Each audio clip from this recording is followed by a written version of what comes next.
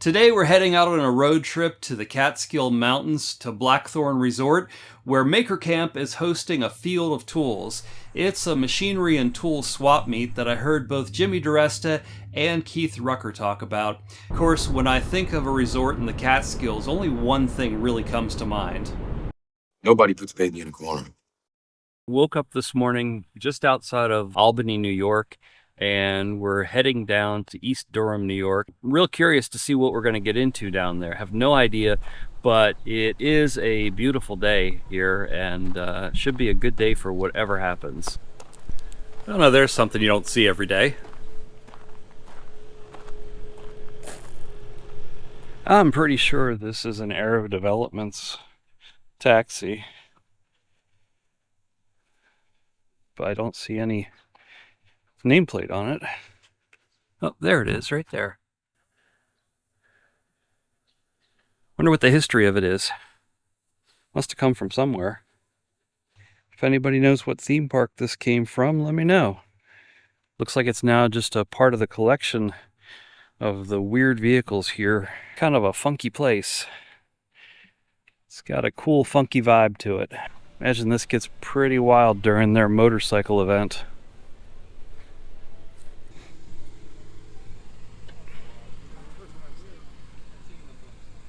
It's a nice set of adjustable reamers. Set of larger broaches. I really like the idea of finding some sort of vintage tool that I can use to work on vintage machinery with. Kind of gives me a feeling of connection to the original manufacturer. What was this?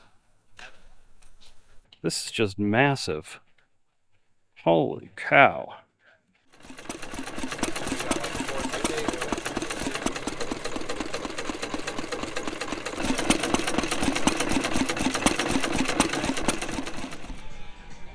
I'd kind of like to have a heat treating oven, but I don't need a heat treating oven, especially not for $1,000.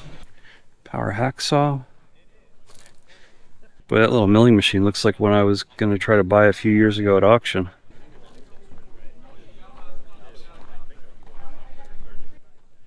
Another massive vise. Well, that looks like fun. I'd like to have that just because it looks so ridiculous. $100 doesn't seem bad. Buy me! Well, that's sold. That would fit my machine, but I really don't need another one.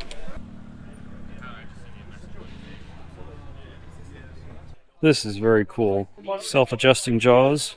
Got a little piece of plexiglass on there to show you how it works, but there's the actual piece for it. So apparently this is a complimentary Vaporust dunk station. Just bring your rusty tool and hang it in there for a while.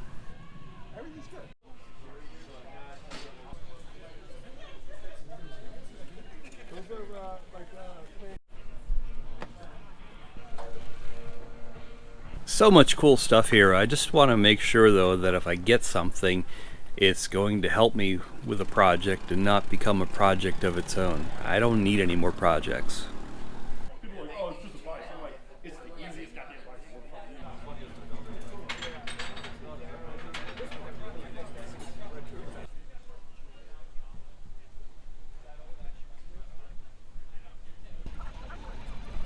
Where to next?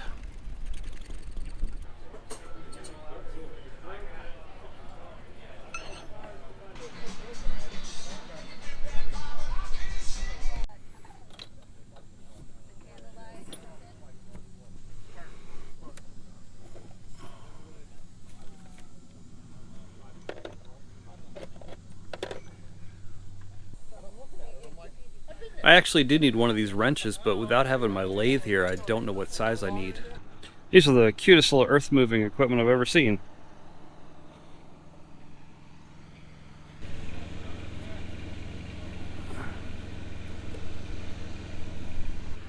Swinging back to revisit this guy. How much for this? The thread insert thing? Yeah. I haven't processed that one yet in my head, but 30 bucks. Take 20 for it? 25? All right. Do that? Yep. I might have that much into it. Well, I think that's about it for me here. First, hopefully annual Field of Tools. This is a really cool resort. Like I said, it's got kind of a funky vibe to it.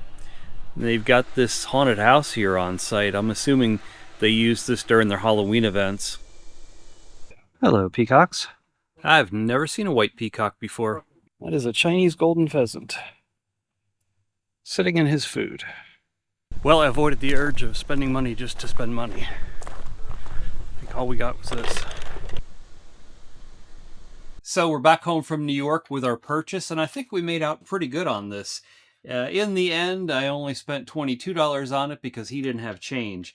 I looked this up online, and this sells for $150 to $200, this particular model. And this is the more desirable one because it has 7 different inserts, which not all of them have all of the inserts. So I think we made out pretty well there. I've already gone ahead and ordered additional inserts to have them on hand. And I'm actually going to put this to use right now because I got a project here with my milling machine with this whole revamping of the shop we've done that this is going to come in handy. All right, first thing I need to do is move these cases around to give me some room. And that's pretty easy due to the nice casters these have on them. I'm going to be working right down in there. So I've got these clamps for my milling machine that need a home. They used to be on the wall, but now the new storage cabinets are in the way.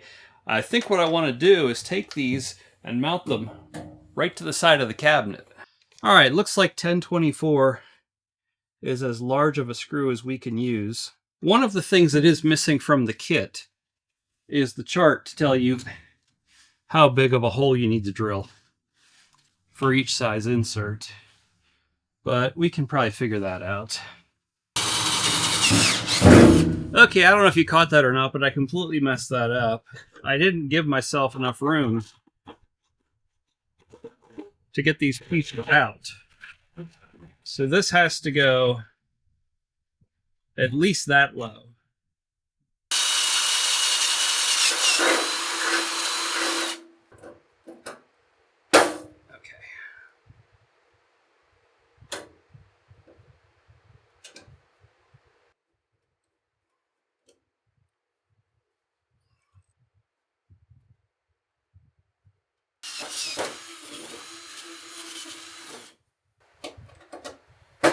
That there.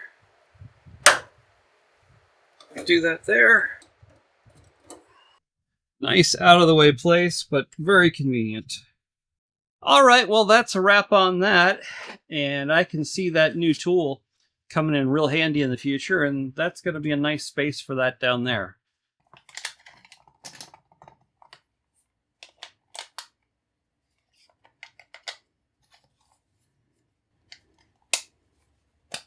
That was easy.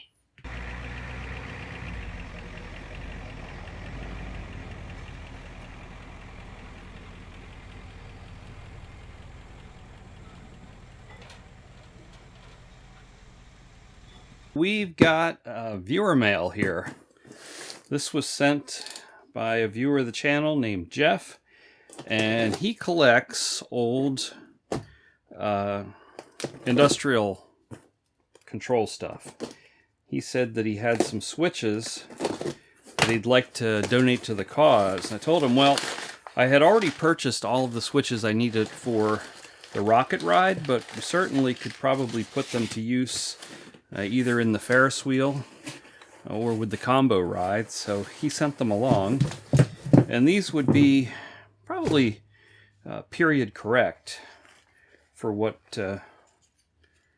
we've got going on. And of course, being that these are all Allen Bradley switches, they'll probably last forever. Is that a push-pull? Oh, it's a push-pull.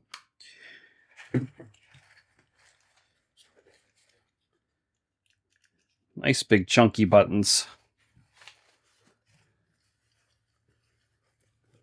Oops. Selector switch. Nice. A few.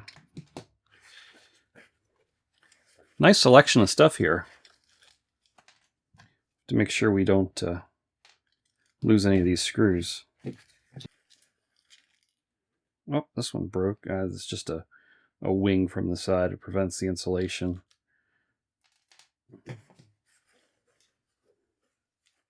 Or I'm sorry, it acts like insulation. Oh, key switch. Did he include the key? He did include the key. Excellent.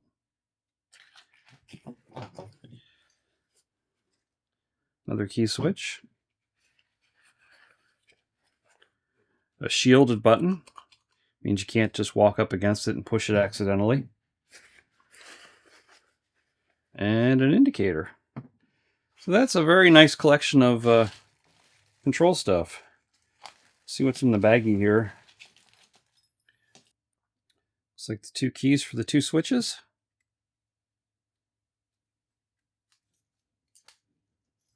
Yep. That can be removed in either position. Very cool.